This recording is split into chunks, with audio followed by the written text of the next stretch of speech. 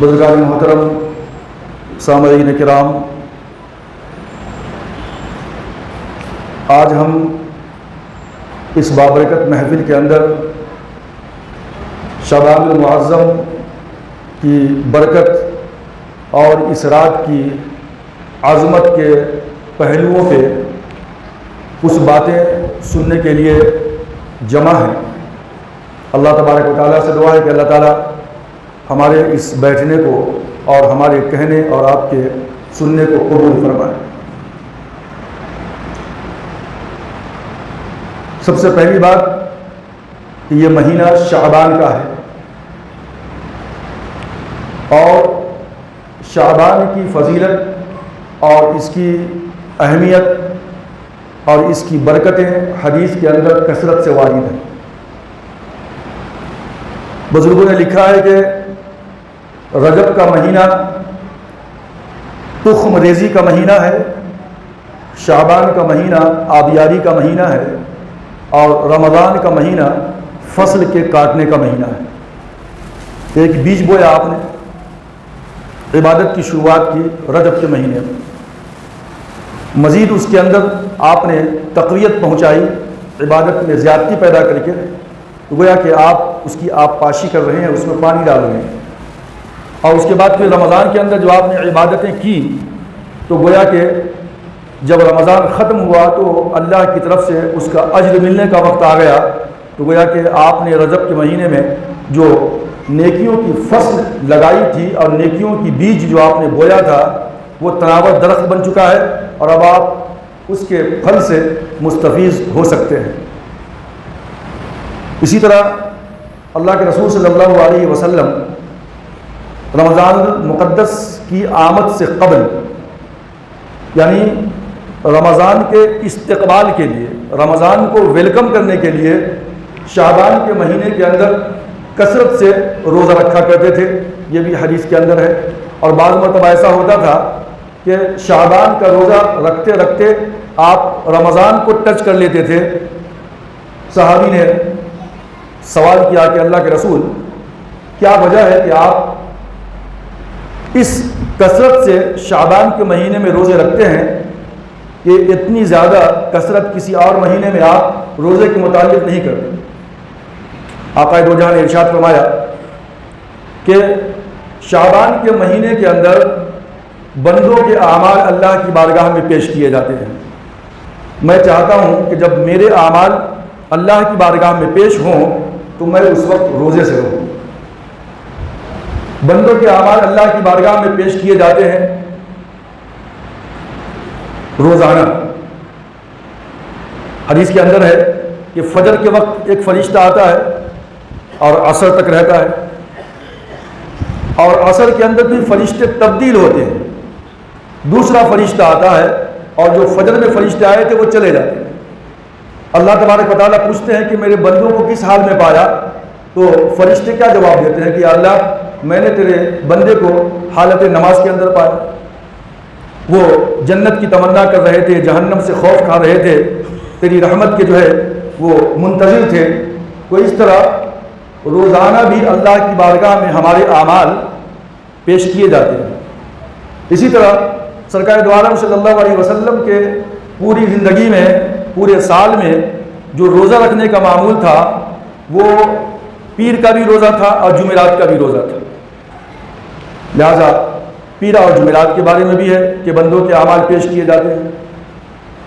اسی طریقے سے جو شعبان کا مہینہ ہے، اللہ کے رسول نے فرمایا کہ شعبان کے مہینے میں بھی بندوں کے اعمال اللہ کی بارگاہ میں پیش کیے جاتے ہیں۔ تو اس مناسبت سے شعبان کو رمضان کا مقدمہ قرار دیا گیا کہ شعبان کے مہینے کے اندر روزے رکھو، تو یہ گویا کہ رمضان کی آمد سے پہلے پہلے رمضان کا استقبال ہے، اسی لیے شعبان کے اندر روزہ رکھنے کا حکم دیا گیا، اللہ کے رسول نے رکھا۔ البتہ 15 کے بعد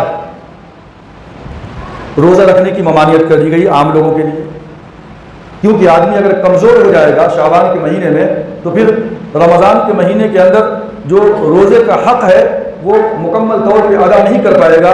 اسی لیے 15 کے بعد شعبان کے مہینے میں روزہ رکھنے کا حکم نہیں دیا گیا، اس سے جو ہے روکا گیا۔ یہ اللہ کے رسول کی خصوصیت تھی کہ آپ کبھی کبھی شعبان کا پورا مہینہ بھی رمضان کے استقبال کے اندر رکھ لیا کرتے تھے۔ اب یہ مسئلہ کہ بندے کے اعمال اللہ کی بارگاہ میں پیش کیے جاتے ہیں، یہ تو حدیث سے ثابت ہے۔ روزے کی کثرت اللہ کے رسول سے شعبان کے مہینے میں ثابت ہے۔ اب جہاں تک آج کی اس رات کا سوال ہے، شب برات، برات عربی کی لفظ ہے اور شب جو ہے فارسی لفظ ہے، دونوں کو جوڑ دیا گیا ہے۔ اب حدیث کے اندر شب برات کا کوئی تذکرہ موجود نہیں ہے اس لفظ کا۔ دوسرا لفظ اس کا آلٹرنیٹو ہو سکتا ہے لیلۃ القدر۔ تو لیلۃ القدر تو کب ہے؟ رمضان کے مہینے کے اندر ہے۔ اب اس رات پہ جو بحث ہوتی ہے، اگر میں آپ کے سامنے کھل کر کے بحث کروں اس رات کے اوپر، تو کل شاید میری ویڈیو اپلوڈ ہونے کے بعد گالی گلوچ کا انبار لگ جائے گا، بارش ہو جائے گی، بعض کفر کا فتویٰ لگا دیں گے، بعض منکرین حدیث کا فتویٰ لگا دیں گے، طرح طرح کی باتیں ہونے لگتی ہیں۔ اب سوال یہ ہے کہ آج کی رات ہے کیا؟ کیا آج کی رات کے اندر تمام کے تمام آگے پورے سال کے اندر مرنے والوں کی فہرست تیار کی جاتی ہے؟ کیا پورے سال آنے والے جو پیدا ہونے والے بچے ہیں ان کی فہرست بھی تیار کی جاتی ہے؟ کیا جن کو جتنا رزق ملنا ہے اس کی بھی فہرست تیار کی جاتی ہے؟ وہ اس رات کے بارے میں اکثر و بیشتر ہم سنتے رہتے ہیں کہ وہ شعبان کی 15ویں شب ہے، 14 دن ختم ہونے کے بعد، جو آج ہم بیٹھے ہوئے ہیں۔ اب اس کی دلیل کیا ہے کہ بھائی شب برات کا کوئی لفظ تو حدیث کے اندر موجود ہے ہی نہیں۔ اب جتنے بھی باتیں کی جاتی ہیں کہ مرنے والوں کی فہرست، پیدا ہونے والوں کی فہرست، کس کو کتنا رزق ملنا ہے، یہ تمام کی تمام چیزیں آج ہی کی رات میں فیصلہ ہوا کرتا ہے اس کا، اور قرآن کی آیت سے استدلال کیا جاتا ہے کہ فیہا یفرق کل امر حکیم، اور اس سے پہلے جو آیت ہے انا انزلناہ فی لیلۃ مبارکہ انا کنا منذرین، کہ ہم نے اس کو مبارک رات کے اندر نازل کیا۔ اب ظاہر سی بات ہے کہ قرآن کے اس لفظ سے کیا سمجھیں گے آپ؟ ہم نے اس کو لیلۃ یعنی مبارک رات میں نازل کیا۔ کس کو نازل کیا؟ قرآن مجید کو نازل کیا۔ انا انزلناہ فی لیلۃ مبارکہ انا کنا منذرین فیہا یفرق کل امر حکیم، اسی رات کے اندر ہر حکمت والے کام کا فیصلہ کیا جاتا ہے۔ اب 50 کامنٹیٹرز آف دی ہولی قرآن کو دیکھ لیں، آپ پڑھ لیں قرآن کھول کر کے، تو کوئی یہ نہیں کہے گا کہ اس آیت سے شب برات مراد ہے۔ سب کہیں گے کہ اس آیت سے شب قدر مراد ہے، اور شب قدر کب ہے؟ رمضان کے مہینے کے اندر ہے، سوائے چند کے۔ کچھ مفسرین یہ کہیں گے کہ لیلہ مبارکہ سے، سورہ دخان کی جو آیت ہے، اس لیلہ مبارکہ سے مراد آج کی شب برات ہے، لیکن کسی بھی صورت کے اندر شب برات کو لیلہ مبارکہ سے مناسبت نہیں ہے جو قرآن مجید نے اعلان کیا ہے، چونکہ قرآن مجید کا اعلان ہے کہ ہم نے اس کو مبارک رات میں نازل کیا۔ اب سوال یہ پیدا ہوتا ہے کہ مبارک رات کون سی ہے؟ کیا شب برات ہے یا شب قدر ہے؟ ہر انسان کی قسمت کے فیصلے ہوتے ہیں شب برات کے اندر یا شب قدر کے اندر۔ تو اگر حدیث کے اندر ہے کہ شب برات میں ہوتے ہیں تو قرآن کہتا ہے کہ شب قدر میں ہوتا ہے۔ اب اصول یہ ہے، ضابطہ یہ ہے کہ اگر قرآن سے کوئی حدیث ٹکرا جائے تو حدیث کو چھوڑ دیا جائے گا، قرآن پہ عمل کیا جائے گا۔ قرآن کہتا ہے انا انزلناہ فی لیلۃ القدر، بے شک ہم نے اس قرآن کو لیلۃ القدر میں نازل کیا۔ قدر کیا ہے بھائی؟ یہ ڈیسٹنی ہے، یہ قسمت ہے، یہ فیصلے کی رات ہے۔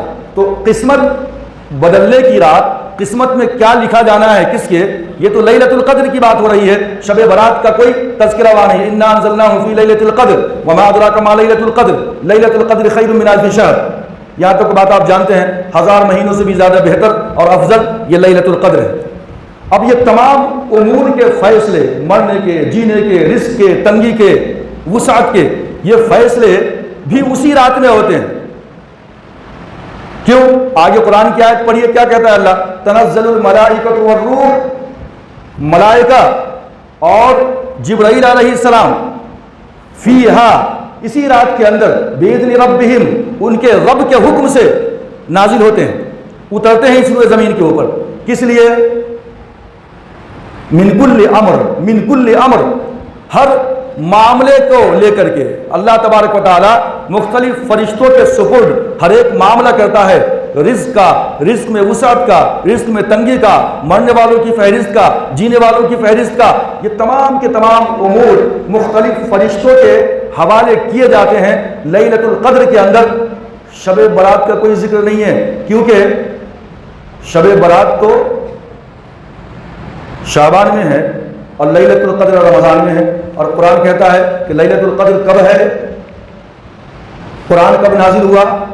جو شہر رمضان الذی انزل فیہ القرآن، رمضان کا مہینہ وہ ہے کہ جس میں قرآن نازل ہوا، اور قرآن لیلۃ القدر میں نازل ہوا، تو قرآن خود کہہ رہا ہے کہ لیلۃ القدر میں قرآن نازل ہوا۔ لیلۃ القدر کیا ہے؟ رمضان کے اندر ہے۔ تو ظاہر سی بات ہے کہ یہ فیہا یفرق کل امر حکیم، یہ تمام کے تمام جو ہے فیصلے اللہ کی جانب سے پورے آنے والے سال کے لیے جو انجام پاتے ہیں، وہ شب برات میں نہیں بلکہ شب قدر کے اندر اس کے فیصلے ہوتے ہیں۔ اب اس رات کے بارے میں بھی حدیث ہے کہ شعبان کی 15ویں شب کو بھی اس طرح کے فیصلے اللہ کی بارگاہ میں ہوتے ہیں، حدیث کے اندر اس کا بھی ذکر ہے۔ لیکن اب سوال یہ ہے کہ عوام کے ذہنوں کے اندر ہمارے خطیبوں نے، علماء نے اس قدر بٹھا دیا ہے شب برات کے بارے میں کہ وہ سمجھتے ہیں کہ آج ہی کی رات میں یہ سب کچھ ہوتا ہے، لیکن وہ حدیث کس درجے کی ہے، کس پائے کی ہے، اس کی طرف کوئی توجہ نہیں دیتا۔ جب اس حدیث کے جو نریٹرز ہیں، جو بیان کرنے والے ہیں، جو راوی ہیں، جب اس پہ بحث کی جاتی ہے، جب اس کی جانچ پڑتال ہوتی ہے، تو اس حدیث کے راوی جو بیان کرنے والے ہیں ان کے اندر سے ایک راوی ہے محمد بن ابو بکر بن محمد بن عبداللہ بن ابی یسرا۔ یہ شخص کے بارے میں جرح و تعدیل، یعنی راوی کی جو شخصیت ہے، اس کی جو یادداشت ہے، اس کی خاندانی شرافت ہے، اس کے کیا کیا اعمال تھے، وہ تمام کی تمام چیزیں کتابوں کے اندر جو ہے محدثین نے لکھ دیا ہے۔ تو یہ جو راوی ہے، کون راوی؟ جو شب برات کے بارے میں لکھتا ہے، بیان کرتا ہے، حدیث نقل کرتا ہے کہ اللہ کے رسول نے فرمایا کہ شب برات کے اندر یعنی شعبان کی 15ویں شب کو لوگوں کی قسمت کے فیصلے ہوتے ہیں، مرنے اور جینے والوں کے تمام کی تمام فہرست تیار ہوتی ہیں، فرشتوں کے سپرد کیے جاتے ہیں۔ یہ بیان کرنے والا راوی جو ہے ابو بکر بن عبداللہ بن محمد بن ابی یسرا، یہ وضاع، یعنی حدیثوں کو اپنی طرف سے گڑھ کے، اپنی طرف سے بنا کر کے رسول اللہ صلی اللہ علیہ وسلم کی طرف نسبت کر دیا کرتا تھا۔ تو محدثین کی نگاہ میں یہ حدیث کیا ہو گئی؟ ضعیف ہو گئی۔ اس کو بیان کرنے والا جو ہے حدیث کو گڑھنے والا تھا، لہٰذا اس حدیث کی اہمیت اور اس کی افادیت جو ہے ویسے ہی جاتی رہی کہ آج کی اس رات کے اندر یہ تمام کے تمام جو ہے فیصلے ہوتے ہیں۔ لہٰذا یہ بات جاننی چاہیے کہ یہ تمام کے تمام فیصلے شب قدر میں کیے جاتے ہیں، اور وہ جو حدیث ہے وہ شب قدر کے بارے میں ہے، شب برات کے بارے میں نہیں ہے۔ اب ایک دوسری حدیث کہ اذا كانت ليلة النصف من شعبان فإن الله تبارك وتعالى ينزل فيها إلى السماء الدنيا لغروب الشمس۔ جب شعبان کی 15ویں شب ہوتی ہے تو اللہ تبارک و تعالیٰ آسمان دنیا پہ اب تجلی فرماتا ہے، آسمان دنیا پہ، اور ایک پکارنے والا پکارتا ہے اللہ کی جانب سے کہ حل من مستغفر فاغفروه یا فاغفر له، حل مسترزق فارزقه، حل من مبتلا فاعافيه علی کذا علی کذا حتی یطلع الفجر۔ ایک آواز لگانے والا آواز لگاتا ہے کہ ہے کوئی، پکارنے والا آواز لگانے والا آواز لگاتا ہے اللہ کی جانب سے اللہ آسمانی دنیا پہ آتے ہیں اور اعلان کرتے ہیں کہ اے میرے بندو، ہے کوئی مغفرت کا طلبگار کہ وہ گناہوں سے توبہ کرے، میں اس کی مغفرت کروں؟ ہے کوئی رزق کا طلبگار کہ میں اس کے رزق کے اندر کشادگی پیدا کروں؟ ہے کوئی مصیبت ذرا وہ اللہ سے دعا کرے اور میں اس کی مصیبت کو دور کر دوں؟ اللہ کذا اللہ کذا، اسی طرح پکارنے والا پکارتا رہتا ہے حتی یطلع الفجر، یہاں تک کہ فجر کا وقت طلوع ہو جاتا ہے۔ یہ حدیث بہت مشہور ہے شعبان کی 15ویں شب کے متعلق، لیکن اس حدیث کے بارے میں بھی تمام کے تمام تقریباً جمہور کا اس بات کے اوپر اتفاق ہے کہ اس کی سند جو ہے بہت ضعیف ہے، اور یہ جو ہے حسن کے درجے کے اندر بھی یہ حدیث نہیں پہنچتی ہے، لہٰذا یہ حدیث بھی جو ہے بہت کمزور ہے، لہٰذا اس کے اوپر مکمل اعتماد نہیں کیا جا سکتا۔ ایک مشہور حدیث آج کی شب کے بارے میں، حضرت عائشہ صدیقہ رضی اللہ تعالیٰ عنہ وہ فرماتی ہیں کہ میں نے جس دن اللہ کے رسول کی باری حضرت عائشہ رضی اللہ تعالیٰ عنہ کے پاس رہنے کی تھی، میں نے آج کی اس شب میں یعنی شعبان کی وہ 15ویں شب تھی، حضور کی باری میرے پاس رہنے کی تھی، میں نے رسول اللہ صلی اللہ علیہ وسلم کو اپنے بستر پہ نہیں پایا، نیند کھلی، دیکھا اللہ کے رسول ہے نہیں، میں آپ کو تلاش کرنے کے لیے نکل گئی، تلاش کرتے کرتے جنت البقیع قبرستان مدینے کے اندر میں وہاں پہنچی، تو میں نے دیکھا کہ اللہ کے رسول جتنے بھی مرحوم ہیں ان کی دعا میں لگے ہوئے ہیں۔ اللہ کے رسول نے دیکھا مجھے، میری سانس پھول رہی تھی، تو اللہ کے رسول نے مجھے فوراً خطاب کر کے فرمایا کہ اے عائشہ، کیا تم نے سمجھا تھا کہ اللہ اس کا رسول تمہارے ساتھ کوئی خیانت کرے گا؟ حضرت عائشہ فرماتی ہیں کہ میں نے کہا کہ اللہ کے رسول، میں نے تو یہی سوچا تھا کہ آپ میرے پاس سے نکل کر کسی اور زوجہ محترمہ کے پاس چلے گئے، مجھے یہ گمان، یہ شک ہوا تھا، میں آپ کی تلاش میں نکل پڑی۔ اللہ کے رسول نے فرمایا کہ اے عائشہ، آج کی رات وہ رات ہے، یعنی شعبان کی 15ویں شب، آج کی رات وہ رات ہے کہ جس رات کے اندر اللہ تبارک و تعالی قبیلہ بنو کلب کی بکریوں کے بالوں سے بھی زیادہ اپنے بندوں کی بخشش کرتا ہے۔ یہ حدیث ہے۔ اچھا، ایک کلپ سن رہا تھا میں علامہ طاہر القادری صاحب، تو مولانا بہت غصے میں آ گئے کہ آج کل خطیب حضرات جوش جنوں میں یہ کہہ دیتے ہیں کہ آج کی رات کی کوئی حقیقت نہیں ہے، ان کو حدیث پڑھنا چاہیے، اساتذہ کے پاس زانو ادب طے کرنا چاہیے، حدیث پڑھتے ہوئے آئے۔ انہوں نے کہا کہ ترمذی نے اس کو نقل کیا ہے، اسی حدیث کو جو میں نے آپ کے سامنے ذکر کیا۔ علامہ طاہر القادری صاحب نے کہا کہ ترمذی نے اس حدیث کو نقل کیا ہے، ابن ماجہ نے اس حدیث کو نقل کیا ہے، لیکن مجھے بڑا تعجب ہوا کہ اتنے بڑے عالم دین ہیں، اتنی مشہور شخصیت ہے، ہم ان کے سامنے کچھ نہیں ہیں، لیکن آتے آتے آخری میں انہوں نے آخری لفظ کو کٹ کر دیا۔ انہوں نے شب برات کی فضیلت کو ثابت تو کیا اس حدیث کے ذریعے سے، لیکن آخری میں یہ نہیں کہا، انہوں نے یہ نہیں پڑھا کہ امام ترمذی نے خود اس حدیث کو بیان کیا اپنی کتاب کے اندر، اور آگے کہہ دیا ھذا حدیث ضعیف، حدیث ضعیف ہے، حسن بھی نہیں ہے۔ اس کے بعد آگے تو طاہر القادری صاحب نے آدھا پڑھ دیا، آدھا چھوڑ دیا آخری کا، اور اس رات کی فضیلت کو ثابت کر دیا۔ اور اس کے بعد پھر امام ترمذی رحمۃ اللہ علیہ کو استاد ہے امام بخاری علیہ الرحمۃ، صحیح ستہ کی کتاب، بخاری، ترمذی، نسائی، ابو داؤد، ابن ماجہ۔ امام ترمذی رحمۃ اللہ علیہ نے اپنے استاد امام بخاری علیہ الرحمۃ سے اس حدیث کے بارے میں سوال کیا، پوچھا کہ اس حدیث کی صحت کے بارے میں آپ کا کیا خیال ہے؟ تو امام ترمذی کے استاد امام بخاری علیہ الرحمۃ نے فرمایا کہ یہ ضعیف حدیث ہے، اور انہوں نے بیان فرمایا کیوں؟ اس حدیث کے جو راوی ہیں، جو روایت کرنے والے، جو نقل کرنے والے، جو نریٹرز ہیں، جو بیان کرنے والے ہیں، اس میں 3 شخصیت ایسی ہے کہ جو قابل اعتماد نہیں ہے۔ 3 شخصیت، یحییٰ ابن کثیر، عروہ جو حضرت عائشہ رضی اللہ عنہ کے بھانجے ہیں عروہ، اور اس کے بعد تیسری شخصیت ہے حجاج۔ اس حدیث کو اللہ کے رسول کو بستر پہ نہیں پایا، اور قبیلہ بنو کلب کی بکریوں کے بالوں سے زیادہ اللہ اپنے بندوں کو بخشتا ہے، اس حدیث کو نقل کرنے والے یحییٰ ابن کثیر کس سے نقل کرتے ہیں؟ عروہ سے۔ لیکن محدثین لکھتے ہیں کہ یحییٰ اور عروہ کا سماع ثابت نہیں ہے، یعنی یحییٰ نے عروہ کو سنا ہی نہیں، معاملہ بگڑ گیا۔ اور اس کے بعد پھر جو ہے یحییٰ سے نقل کرنے والے کون ہیں؟ حجاج ہیں، اور حجاج کا اور یحییٰ کا سماع ثابت نہیں ہے۔ جب حدیث کی جانچ پڑتال اور اس کی اسماء و رجال کے اوپر بحث کی جاتی ہے تو وہاں پہ یہ حدیث بھی ضعیف کے خانے میں چلی جاتی ہے، اور اس حدیث کی بھی کوئی اہمیت باقی نہیں رہ جاتی ہے، جو اصل اس رات کی اہمیت اور اس رات کی عظمت کو یہ حدیث اجاگر کرتی ہے۔ اسی رات کی جو حدیث ہے اس کے اندر ہے کہ اللہ کے رسول جو ہے قبرستان گئے تھے، جنت البقیع مرحومین کے لیے دعا کر رہے تھے۔ اب ہم لوگ پورا مجمع بنا کر کے جاتے ہیں دعا کرنے کے لیے قبرستان میں۔ اللہ کے رسول صلی اللہ علیہ وسلم قبرستان میں جانا سنت ہے، قبرستان میں جانی چاہیے، مرحومین کے لیے دعا کرنی چاہیے۔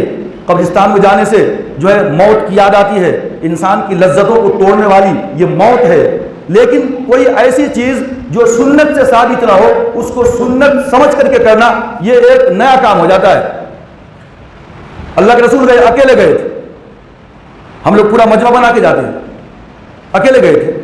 اللہ کے رسول نے پھر اس حدیث کو ترویج نہیں دیا، صحابہ کرام نہیں گئے اسی طرح، اللہ صحابہ کرام بھی جاتے رہتے۔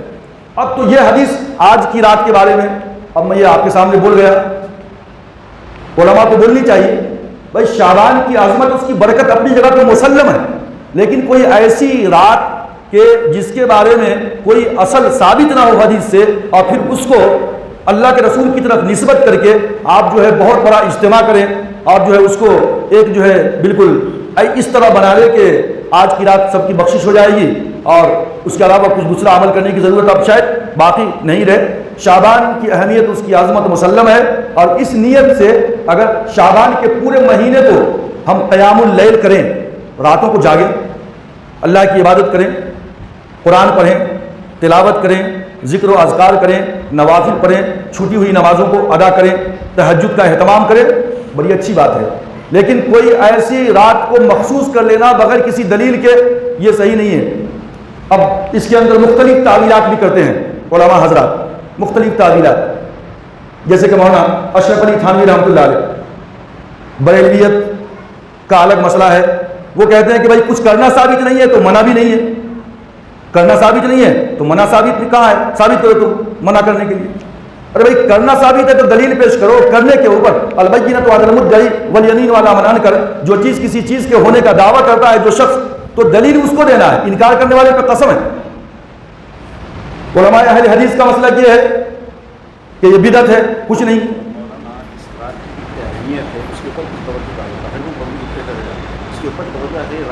اس رات کی کرنا ہے کیا ہے، اب کے اس الفاظ سے مطلب ضعیف حدیث مطلب اس کو منانا ہے یا نہیں؟ ابھی میں بات پوری نہیں ہوئی میری،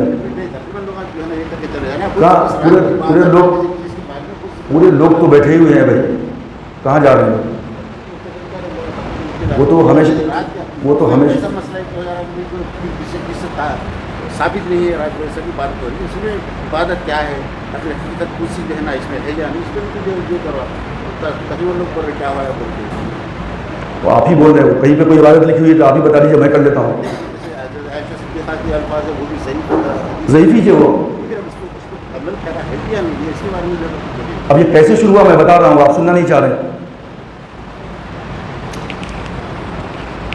ایسا ہوتا ہے، پبلک یہ ڈیمانڈ کرتی ہے کہ علماء وہی کہیں جو پبلک سننا چاہتی ہے اور جو شروع سے سننا چاہتی ہے۔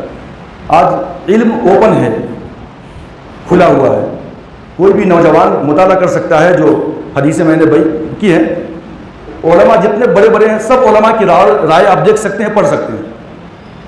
میں اپنے گھر سے لا کے کچھ آپ کے سامنے نہیں بول سکتا، کسی کو عبادت سے روکنا میرا مقصد نہیں ہے، عبادت سے روکنے سے مجھے ثواب ملے گا کیا، ایسی کوئی بات نہیں ہے۔ اصل میں جو مدینہ کے تابعین تھے، امام مالک رحمۃ اللہ علیہ، اسی طریقے سے اور جو علماء کا طبقہ تھا مدینہ کے اندر، وہ شعبان کی اس رات کی عبادت کے بارے میں بہت شد و مد اختیار کرتے تھے، نہیں کرنا۔ لیکن ملک شام کے جو علماء تھے، ملک شام کے، ملک شام کے اندر کچھ تابعی ایسے تھے جو شعبان کے مہینے میں اس رات کی بڑی قدر و قیمت کیا کرتے تھے، بڑی عزت کیا کرتے تھے، رات میں بڑی عبادت کیا کرتے تھے. تو وہاں سے یہ اختلاف چلتا ہوا آ رہا. یہ حدیثیں اپنی جگہ پہ ہیں، لیکن یہ اختلاف تابعی کے درمیان بھی رہا ہے اور جو ہے علماء کے درمیان بھی رہا ہے اور آج بھی ہے. لیکن ہمارا یہ کہنے کا مقصد نہیں ہے کہ آپ عبادت مت کیجیے، عبادت تو کرنا ہی ہے، لیکن کسی عبادت کو سنت سمجھ کر کے وہ سنت نہ ہو کرنا یہ صحیح نہیں ہے. رمضان کی آمد سے قبل جو ہے شعبان کا مہینہ گویا کہ رمضان کا استقبال ہے، تو اس کے اندر عبادت تو کرنی ہے.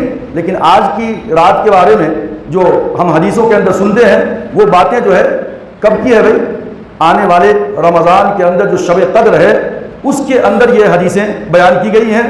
لہٰذا ایسا محسوس ہوتا ہے کہ لیلۃ القدر کی اہمیت کو کم کرنے کے لیے شب برات کی اہمیت کو زیادہ بیان کر دیا جاتا ہے، ایسا محسوس ہوتا ہے. تو میں کہہ رمضان المقدس کی اہمیت کے پیش نظر شعبان المعظم کے مہینے کے اندر اللہ کے رسول صلی اللہ علیہ وسلم نے شعبان کے مہینے کے روزوں کا اہتمام کیا اور جو ہے اللہ کے رسول صلی اللہ علیہ وسلم نے جو ہے کثرت سے جو ہے اس ماہ کے اندر روزے رکھے. اب یہ ہے کہ اگر ہم آج کی رات کے اندر یا پھر آنے والی راتوں کے اندر جتنی بھی راتیں ہمارے سامنے بچی ہوئی ہیں شعبان المعظم کی، چونکہ یہ آبیاری کا مہینہ ہے، بزرگوں نے کہا کہ یہ آبیاری کا مہینہ ہے، تو گویا کہ ہماری نیکیوں کے اندر اپنے کو سبقت لے جانا ہے. سابقوا الی مغفرۃ من ربکم. اور پھر قرآن مجید کی سورۃ الحشر کی آیت نمبر 8 کے اندر ہم یہ پڑھتے ہیں کہ اے ایمان والو اللہ سے ڈرو، آمنوا اتقوا اللہ ولتنظر نفس ما قدمت لغد. ہر انسان کو یہ چاہیے کہ وہ اپنے اعمال کا جائزہ لیتا رہے کہ اس نے آگے کیا بھیجا ہے. وَلْتَنْظُرْ نَفْسٌ مَا قَدَّمَتْ لِغَدٍ وَاتَّقُوا اللَّهَ إِنَّ اللَّهَ خَبِيرٌ بِمَا تَعْمَلُونَ. اللہ سے ڈرو، بے شک اللہ تبارک و تعالیٰ تم جو کچھ کرتے ہو اس کو جاننے والا ہے. اس کے بعد قرآن مجید نے آگے کہا وَلَا تَكُونُوا كَالَّذِينَ نَسُوا اللَّهَ فَأَنسَاهُمْ أَنفُسَهُمْ أُولَٰئِكَ هُمُ الْفَاسِقُونَ. اے لوگو تم ان لوگوں کی طرح نہ ہو جاؤ کہ جنہوں نے اللہ کو بھلا دیا. جب انسان اللہ کو بھلا دیتا ہے تو اللہ نے فرمایا فَأَنسَاهُمْ أَنفُسَهُمْ، اللہ خود اس شخص کو اپنے آپ سے غافل کر دیتا ہے. اب سوال یہ ہے کہ جس شخص نے اللہ کو بھلا دیا، اللہ کے احکام کو پس پش ڈالا، تو اللہ نے اس شخص کو خود اس سے کیسے غافل کر دیا؟ علماء لکھتے ہیں کہ اللہ کو بھلانے کی سزا یہ ہوتی ہے کہ بندہ نشے کے اندر مبہوت ہو جاتا ہے. نشہ کس بات؟ اگر کوئی طاقتور ہے تو اس کو طاقت کا نشہ، کوئی دولت مند ہے تو اس کو دولت کا نشہ، کوئی بڑے عہدے پہ فائز ہے تو اس کو اپنے عہدے کا نشہ. اس نشے کے اندر وہ بندہ مبہوت ہو جاتا ہے تو اچھائی کیا ہے برائی کیا ہے اس بات کی تمیز اس کے اندر باقی نہیں رہتی، اس کو نشہ چڑھ جاتا ہے. فرعون کو حکومت کا نشہ تھا، یہ بھی ایک نشہ تھا. کہتا تھا کہ یہ جو موسیٰ ہے یہ تو بڑا فتنہ پرور ہے، نیا دین لا کر کے فتنہ پھیلا رہا. لہذا جلیل القدر پیغمبر کو فتنہ پرور کہتا تھا، فسادی کہتا تھا وہ. لیکن جب اس کی موت آئی اور دریائے نیل کے اندر جب وہ غرق ہوا طغیانی کے اندر پھنسا اور جب یہ کہنا چاہا آمنت برب ہارون و موسیٰ، تو جبریل علیہ السلام کو اللہ نے بھیجا اور سمندر کے نیچے سے ایک مٹھی مٹی لے کر اس کے منہ میں ٹھوس دیا اور کہا کہ نہیں اب جو ہے ہوش میں آنے سے کوئی فائدہ نہیں. اسی لیے اللہ کے رسول نے فرمایا کہ تمہارے اوپر دو چیزوں کا نشہ ضرور چڑھے گا. اللہ کو بھول جاؤ گے، اللہ کی یاد سے غافل ہو جاؤ گے تو دو چیزوں کا نشہ تم پہ ضرور چڑھے گا. ایک نشہ جہالت کا، معلوم نہیں اسلام کی حقانیت کیا ہے، رسول کی رسالت کیا ہے، آخرت پہ ایمان کیسا ہونی چاہیے، اللہ کے ذکر و اذکار کیسے کریں، حرام کیا ہے حلال کیا ہے اس کی کوئی تمیز باقی نہیں ہے، یہ جہالت ہے۔ اللہ کو بھول جاؤ گے، جہالت کا نشہ تم پہ چڑھ جائے۔ اور دوسرا نشہ عیش و عشرت کی محبت کا نشہ۔ اللہ کو بھول جاؤ گے تو اللہ تبارک و تعالیٰ تمہیں عیش و عشرت کی محبت میں گرفتار کر دے گا۔ اور یہ دنیا عیش و عشرت کے لیے نہیں بنائی گئی ہے، بلکہ آخرت عیش و عشرت کے لیے بنائی گئی ہے۔ حضرت عمر بن عبدالعزیز رحمۃ اللہ علیہ بیٹھے ہوئے تھے، پاس سے ان کی بیٹیاں گزری تو منہ پہ کپڑا رکھ لیا تھا۔ تو خادمہ سے پوچھا کہ کیا بات ہے، آج بچیاں کچھ بات نہیں کر رہی ہیں، منہ پہ کپڑا رکھ کے چلی جا رہی ہیں۔ تو خادمہ نے کہا کہ سرکار آج جو ہے کھانے کے اندر سوائے روٹی اور پیاز کے سالن نہیں تھا، تو بچیوں نے پیاز کے ساتھ روٹی کھا لیا، لہذا منہ سے بدبو آ رہی ہے، آپ کے سامنے بات کریں گے تو منہ سے تعفن پیدا ہوگا، بدبو پیدا ہوگی، اسی لیے وہ گفتگو نہیں کر رہی ہے۔ تو عمر بن عبدالعزیز رحمۃ اللہ علیہ نے فرمایا کہ اللہم لا عیش الا عیش الآخرہ، کہ بے شک عیش کی زندگی یہ دنیا کی زندگی نہیں ہے، بلکہ عیش کی زندگی کیا ہے، آخرت کی زندگی۔ سورہ عما یتساءلون میں اللہ نے فرمایا ان للمتقین مفازا حدائق واعنابا، بے شک جو اللہ سے ڈر کر کے زندگی گزارتے ہیں ان کے لیے کامیابی ہے اور باغات ہیں۔ کس کے باغات؟ اعنابا، انگوروں کے باغات۔ اب یہ ایسی کیا خاص بات ہے کہ قرآن مجید نے انگور کا ذکر کیا؟ باغات ہیں متقیوں کے لیے، نیکوکار کے لیے، لیکن انگور کے باغات۔ آپ جانتے ہیں کہ قرآن کے اولین مخاطب یہ اہل مکہ تھے، کفار مکہ۔ قرآن وہی نازل ہوا تو اولین مخاطب کفار مکہ تھے، مشرکین مکہ تھے، اور اس کو قرآن مجید نے کہا کہ متقیوں کے لیے کامیابی ہے اور باغات ہیں۔ کس کے باغات ہیں؟ یہ آپ کو انگور کے باغات ہیں۔ وجہ کیا تھی کہ اس وقت مکے کے اندر انگور کے باغات نہیں تھے، اور انگور کی بڑی اہمیت اور بڑی قدر و قیمت تھی۔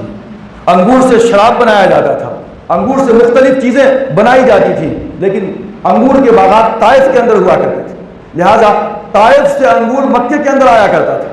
تو انگور کی جو اہمیت تھی، جو اس کی افادیت تھی مکہ والوں کی نگاہ کے اندر، اللہ تبارک و تعالیٰ نے مکہ والوں کو خطاب کر کے کہا کہ جس انگور کو تم بہت ہی نعمت غیر مترقبہ سمجھتے ہو، نیکوکاروں کے لیے، اللہ کے اوپر ایمان لانے والوں کے لیے اللہ تبارک و تعالیٰ نے کامیابی رکھی ہے، اور ایسے باغات رکھے ہیں جس کے اندر اس طائف سے آنے والے انگور سے کہیں زیادہ بیش بہا قیمتی انگور اللہ تبارک و تعالیٰ اس جو ہے جنت کے اندر پیدا کریں گے، جنتیوں کے لیے، اللہ کے احکام کو ماننے والوں کے لیے۔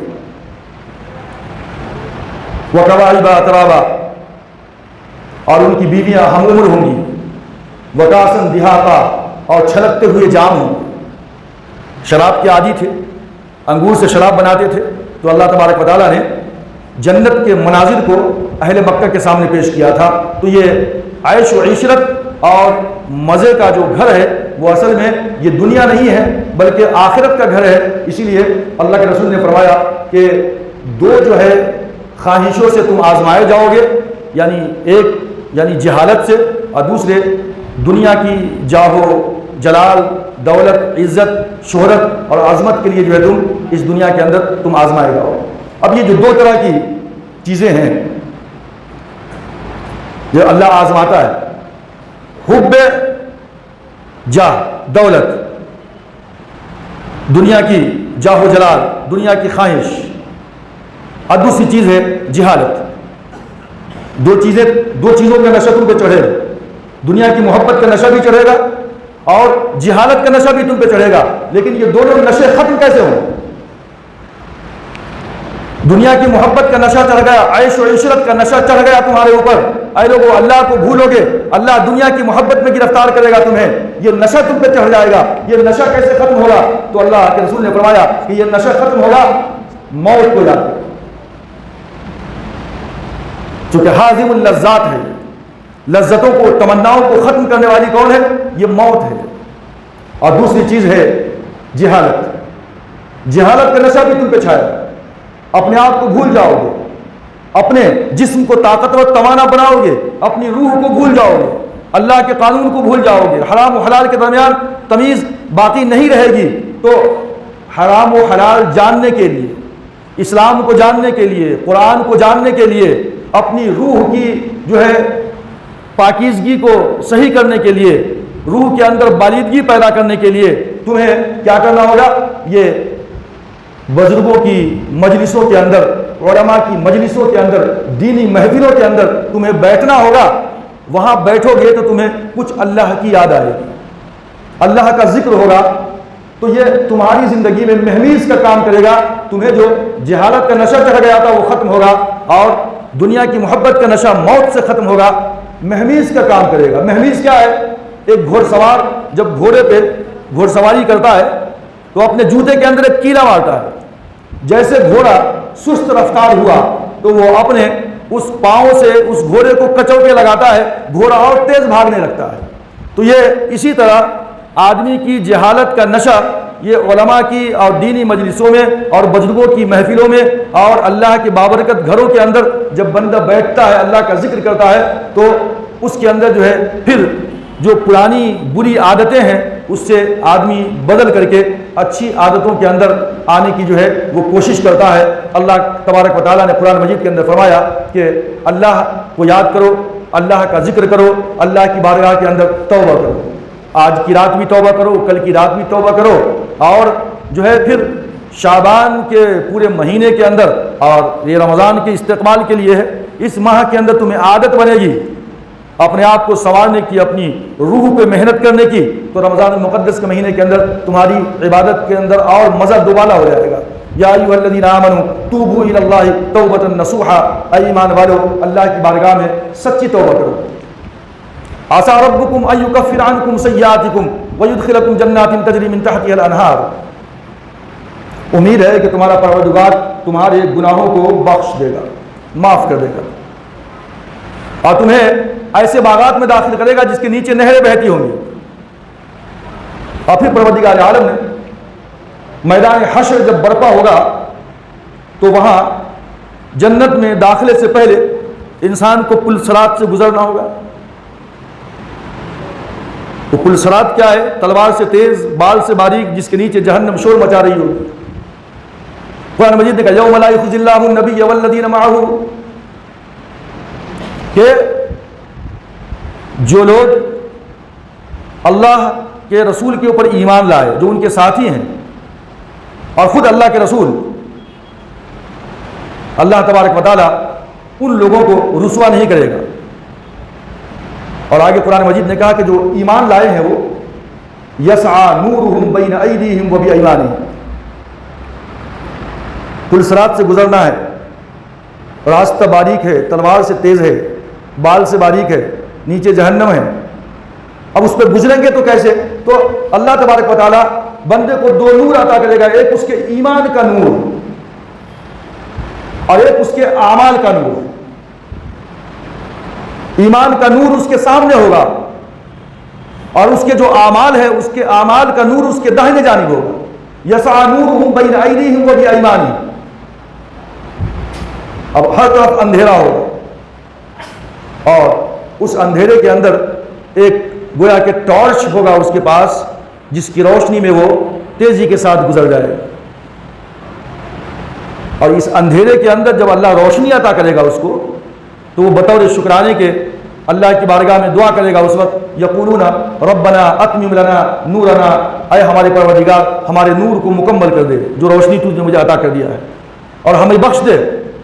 انک علی کل شیء قدیر، بے شک تو ہر چیز کے اوپر قدرت رکھنے والا ہے۔ یہ سورہ تحریم کی آیت نمبر 8 کے اندر اللہ رب العزت نے ارشاد فرمایا، اور اس کی مزید اور وضاحت پروردگار عالم نے سورہ حدید کے اندر آیت نمبر 12 سے لے کے تقریباً 17 تک اللہ تبارک و تعالیٰ نے انسانوں کے ایمان کا نور اور اس کے اعمال کا جو نور ہے، یہ دونوں نور، دونوں روشنی کی کیفیت کا ذکر اللہ نے کیا ہے۔ جو جنت میں دخول سے پہلے پل صراط پہ بندہ گزرے گا تو اس وقت جو کیفیت ہوگی اس کے ایمان کی، اس کیفیت کو، اس روشنی کو اللہ نے بیان کیا ہے۔ قرآن مجید نے کہا سورہ حدید کے اندر آیت نمبر 12 کے اندر یوم تری المؤمنین والمؤمنات یسعی نورہم بین ایدیہم و بایمانہم بشراکم اليوم جنات تجری من تحتها الانہار خالدین فیہا ذلک هو الفوز العظیم، کہ جس دن تم دیکھو گے مومنوں کو اور مومنات کو کہ ان کے ایمان کا نور سامنے ہوگا اور ان کے داہنے جانب بھی نور ہوگا، یسعی نورہم بین ایدیہم وبایمانہم، اور بشراکم اليوم جنات تجری من تحتها الانہار، ان کو خوشخبری دی جائے گی ایسے باغات کی جس کے نیچے نہریں بہتی ہوں گی، خالدین فیہا، جس میں وہ ہمیشہ ہمیشہ رہیں گے، ذالک هو الفوز العظیم، اور جس کو جنت نصیب ہو گئی یہ بہت بڑی کامیابی ہے۔ اللہ نے ایک گروہ کا تذکرہ کیا کہ اس کا نور اس کے سامنے ہوگا، آگے مزید اس نور کی تشریح آگے اللہ کریں گے، لیکن بیچ کے اندر جو منافقین ہیں، جو ہپوکرائٹس ہیں، بظاہر ایمان کا دعویٰ تو ہے لیکن ایمان بالآخرت نہیں ہے، تذبذب ہے، ابھی گو بگو کی کیفیت ہے، عبادت کریں نہ کریں، آگے بڑھیں نہ بڑھیں، یہ جو کیفیت ہے، اور خاص طور پہ جو اللہ کے رسول کے زمانے میں منافقین تھے اس کا عالم کیا تھا؟ مسجد میں آ کر نماز پڑھتے تھے، کرتا پاجامہ ٹوپی پہنتے تھے، اللہ کے رسول کی مجلسوں میں بیٹھتے تھے، لیکن غائبانے میں اللہ کے رسول کے خلاف اور مسلمانوں کے خلاف سازشیں کیا کرتے تھے۔ یہ منافق تھے اس زمانے کے۔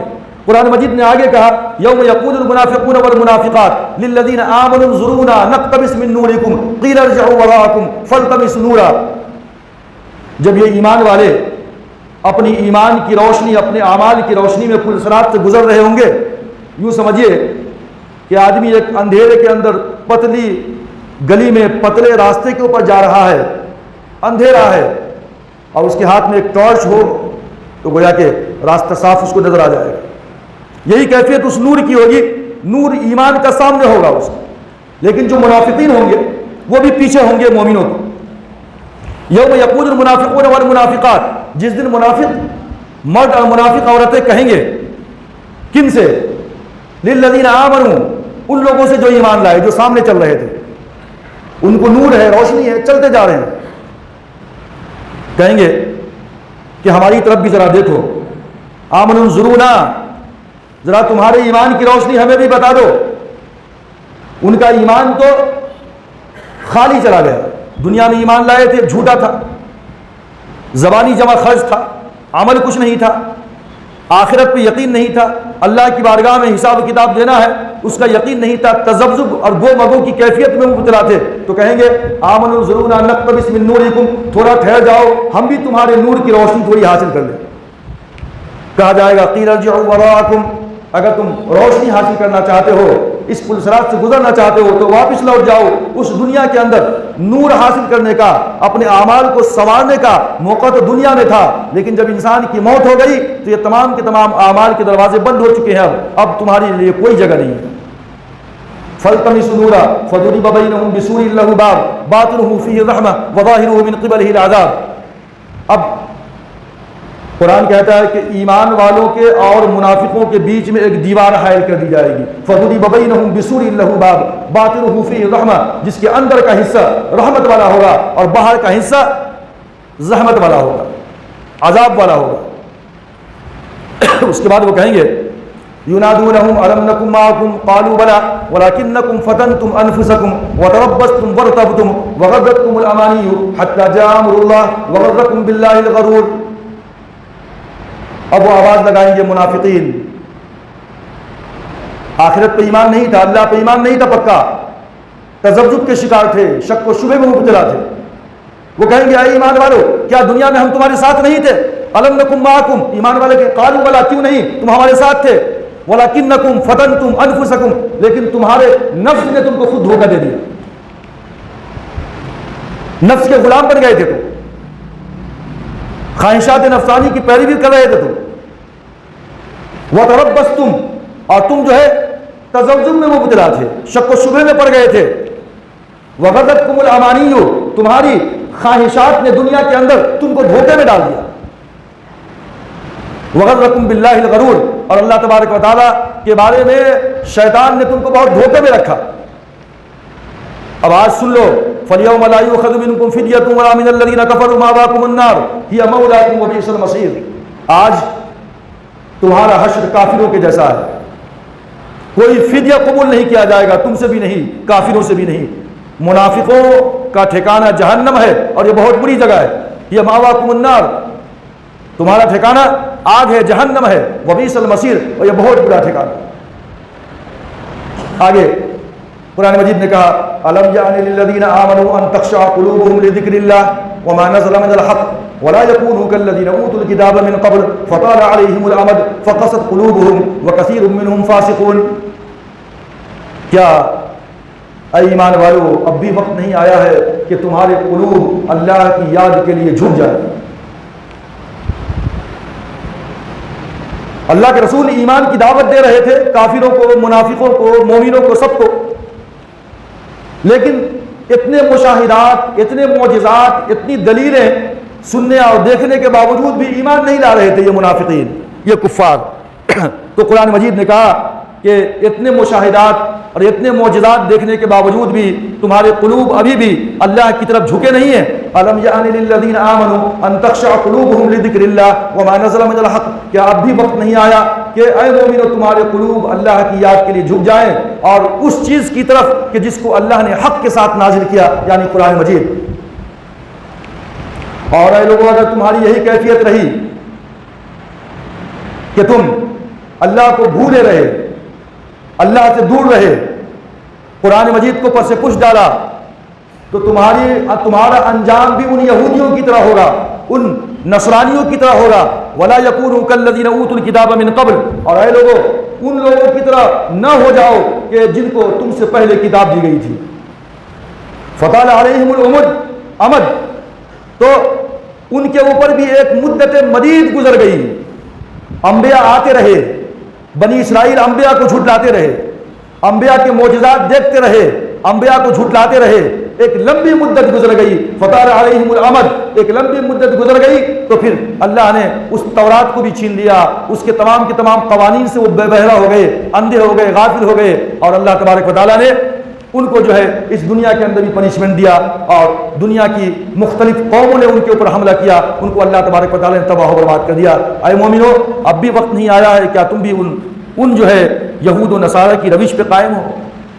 جس طرح اللہ نے انہیں برباد کر دیا تھا، تباہ کر دیا تھا، اے مومنو اگر تمہارا رشتہ بھی اللہ سے اسی طرح کٹ گیا، کمزور پڑ گیا، اللہ کے قانون کی دھجیاں اڑاتے رہے، اللہ کے قوانین کو پس پش ڈالتے رہے، نفسانی خواہشات کے غلام بن بیٹھے تم، تو وہ دن دور نہیں ہے کہ اللہ تمہیں بھی تباہ و برباد کر دے گا، اور اس دنیا کے اندر تمہیں بھی ذلت و خواری سے جو ہے اللہ دوچار کر دے گا۔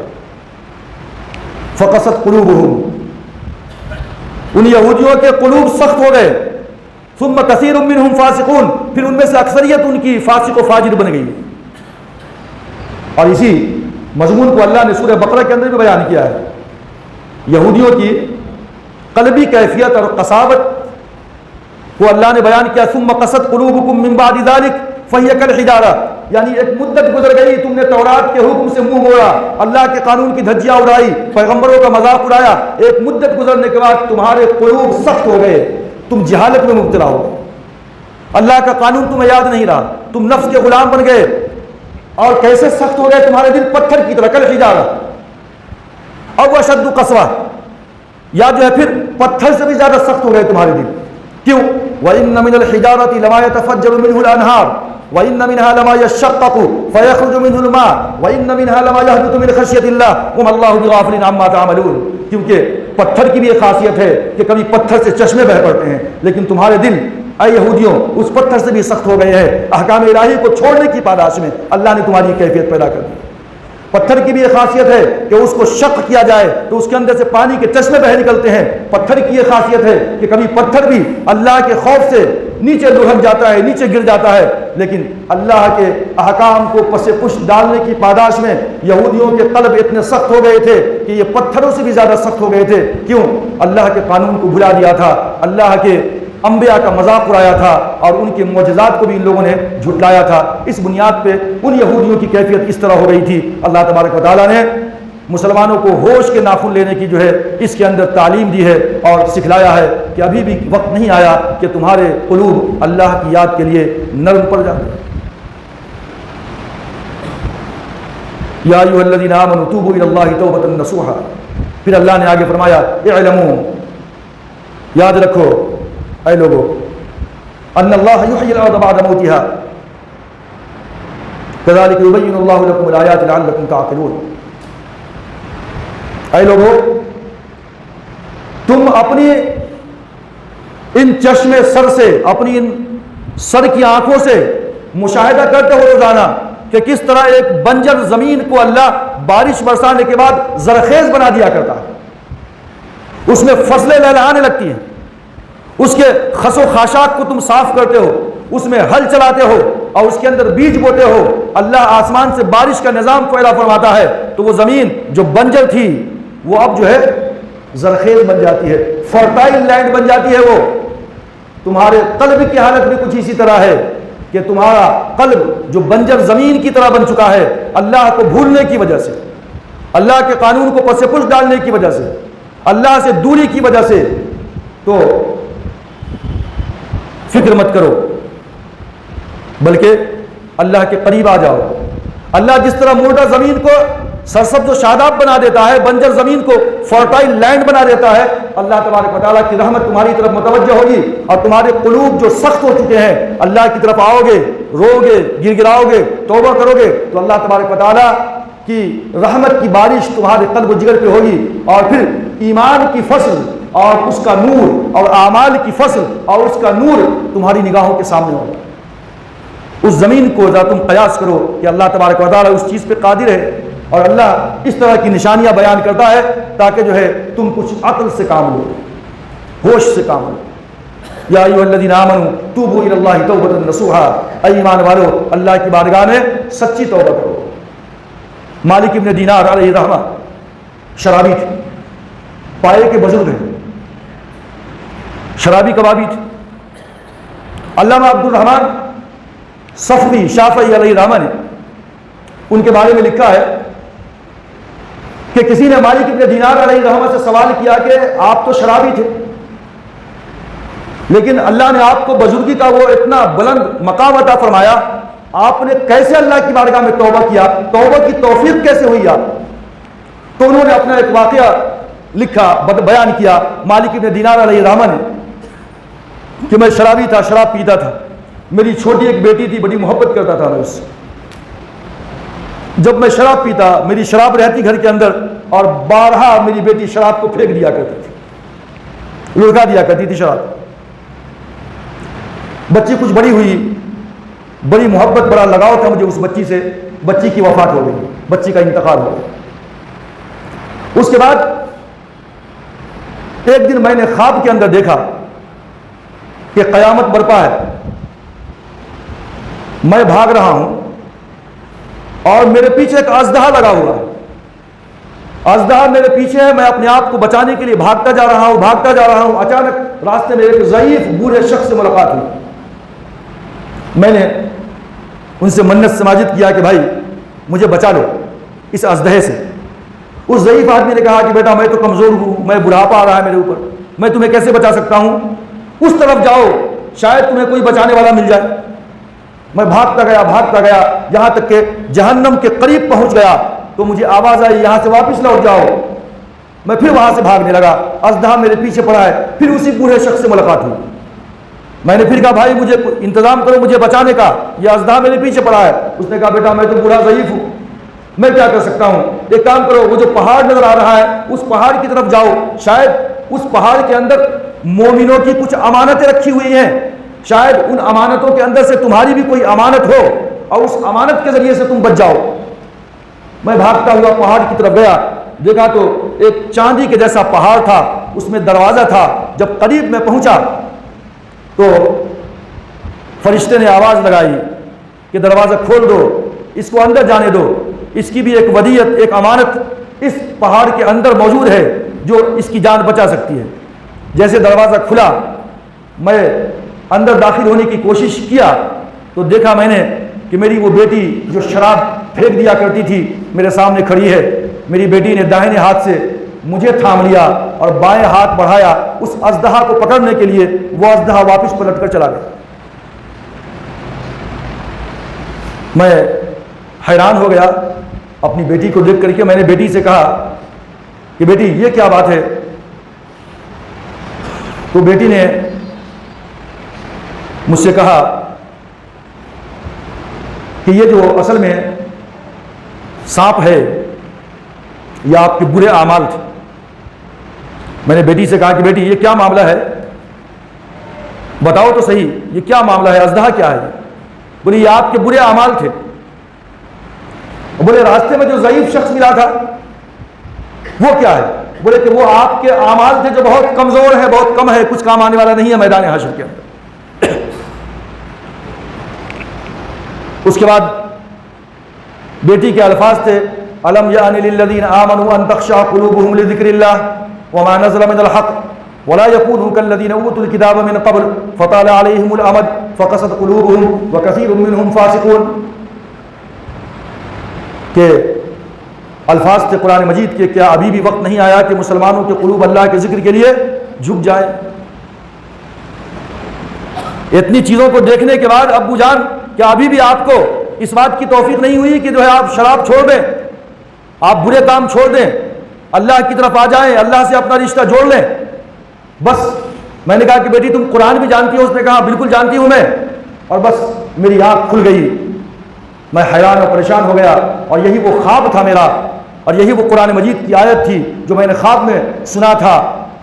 بس میری زندگی کے اندر ایک انقلاب آ گیا، میرے دن کی دنیا بدل گئی، میری کیفیت بدل گئی، اور میں نے اللہ کی بارگاہ میں توبہ کیا، معافی مانگی، تو اللہ تبارک و تعالیٰ نے مجھے آج اس حیثیت سے نوازا کہ اللہ تبارک و تعالیٰ نے بزرگی کے اس مقام کے اوپر اور عرفان کے اس مقام کے اوپر اللہ تبارک و تعالیٰ نے مجھے رکھا کہ لوگ سارے جو ہے مجھے جانتے ہیں، لوگ دنیا میری جو ہے عزت کرتے ہیں۔ تو یہ ہے کہ یا ایھا الذین آمنوا توبوا الی اللہ توبۃ نصوحا، کہ آدمی مایوس نہ ہو، لا تقنطوا من رحمت اللہ، اللہ کی رحمت سے، کیونکہ اللہ تبارک و تعالیٰ جس طرح مردہ زمین کو بارش کے بعد جو ہے بالکل سرسبز و شاداب بنا دیا کرتا ہے، بندہ بھی اگر اللہ کی بارگاہ میں آ جائے، روئے، گر گرائے، اپنی معافی مانگے گناہوں سے، تو اللہ تبارک و تعالیٰ بندوں کی توبہ کو قبول کرتا ہے اور اس کی دل کی زمین کو جو ہے پھر سے اپنی رحمت کی بارش برسا کر جو ہے اپنے قریب کر لیتا ہے، اور پھر اللہ تبارک و تعالیٰ بندوں کے گناہوں کو بخشتا ہے اور اس کو جو ہے اس کی مغفرت کے جو ہے فیصلے فرما دیا کرتا ہے۔ جیسا کہ حدیث کے اندر ہے، اللہ کے رسول نے فرمایا کہ التائب من الذنب کمن لا ذنب، کہ گناہوں سے توبہ کرنے والا ایسا ہے گویا کہ اس نے گویا کبھی گناہ کیا ہی نہیں۔ لیکن ایک بات یاد رہے کہ جتنے بھی جو ہے یہ جو آج کی رات ہو یا بھی شب قدر ہو یا کوئی بھی رات ہو، ان راتوں کے اندر جتنے بھی تہجد اور اعمال ہم پڑھتے ہیں، یہ تمام کے تمام نوافل پڑھنے کی وجہ سے اللہ تبارک و تعالیٰ صغیرہ گناہوں کو معاف کرتا ہے۔ جو کبیرہ گناہ ہے نا وہ معافی کے بغیر، توبہ کے بغیر معاف نہیں ہوتے۔ اسی لیے تہجد پڑھیں، عبادت کریں، ذکر و اذکار کریں، لیکن ساتھ میں اپنے گناہوں سے توبہ بھی کریں۔ جو بڑے گناہ ہیں، کبیرہ گناہ ہیں، ان سے توبہ کریں آپ۔ تو اللہ تبارک و تعالیٰ فرماتے ہیں نا کہ عسیٰ ربکم ان یکفر عنکم سیئاتکم۔ جب عسیٰ کا جو ورڈ ہے، جب اللہ کی طرف اس کی نسبت ہوتی ہے تو مطلب اللہ خوشخبری سنانا چاہتے ہیں۔ تو گویا کہ توبہ کرنے والوں کو اس بات کی خوشخبری دی جا رہی ہے کہ اللہ تمہیں معاف کر دے گا اور تمہیں ایسی جنت میں داخل کرے گا جس کے نیچے نہریں بہتی ہوں گی، وذالک هو الفوز العظیم۔ اور اگر ایسا ہوا تو یہ سب سے بڑی کامیابی ہے۔ تو اللہ تبارک و تعالیٰ سے دعا فرمائے کہ اللہ تبارک و تعالیٰ رمضان کی آمد سے قبل جتنے بھی ایام شعبان کے باقی ہیں اور جتنے بھی راتیں باقی ہیں، اللہ ان ایام کو اور جو ہے ان راتوں کو جو ہے صحیح طریقے سے اس کی قدر و قیمت کو جاننے کی اور اس کے اندر اپنے اعمال کو درست کرنے کی اور توبہ و استغفار کرنے کی اللہ ہم سب کو توفیق عطا فرمائے۔ آمین۔ وآخر دعوانا ان الحمد للہ رب العالمین۔